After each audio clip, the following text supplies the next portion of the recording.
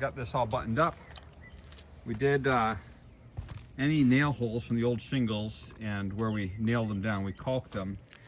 And then Jones is coming back in here. We bedded each shingle in caulk, and then we're coming back on and throwing a top bead where the shingle runs into the chimney. So that's kind of your first line of defense. That's what they had. And then the second line of defense is underneath that you don't see.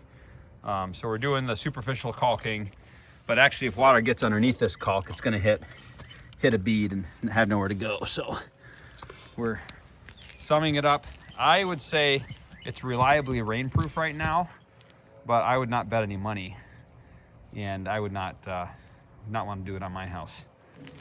So, and then here's one of those gashes you can see. Almost looks like, our only conclusion is someone was cutting shingles right near here, but it's a weird pattern. So it's kind of like nice scrapes. It doesn't go very much deeper than what you see on the surface. It looks really bad, but they're actually not that deep. I almost wonder if it's when he was cutting these two shingles to Oh, go yeah. up around the curve. That would make sense. He just had them laying out and he's on the edge, slice, slice, slice. That would make sense.